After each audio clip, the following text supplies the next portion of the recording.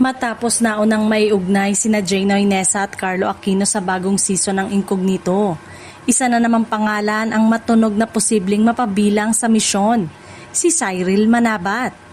Usap-usapan ngayon ang pagpasok ni Cyril sa serye kasama sina Jane at Carlo, na kapwa nagsimula rin bilang mga child star bago nakilala sa kanilang mga mature at award-winning na performances.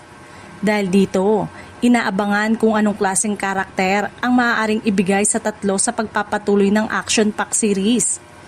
Nauna na nating naibalita ang partisipasyon ni Jaynoy Nesa at Carlo Aquino, kaya naman mas lalong umiinit ang excitement ngayong nadagdagan ang pangalan ni Cyril sa mga artistang iniuugnay sa bagong season.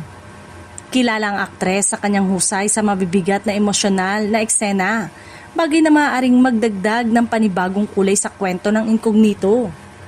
Kapansin-pansin din na pare-parehong may mahabang karanasan sa industriya sina Carlo, Jane at Cyril mula sa pagiging child stars.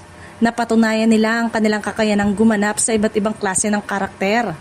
Kaya magiging interesante kung pagsasamahin sila sa isang seryeng puno ng aksyon, drama at matitinding misyon. Hatid ng ABS-CBN Studios, Star Creative at Studio 360. Nakatakdang mapanood ang bagong season ng Incognito. Inaasahang mas lalaki ang mundo ng serye sa pagpasok ng bagong karakter at panibagong mga kalaban at misyon.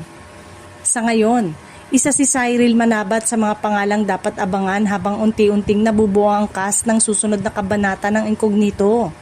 Kapag tuluyang nakumpirma ang kanyang partisipasyon, tiyak na magiging isa ito sa mga exciting na dagdag sa bagong misyon ng serye.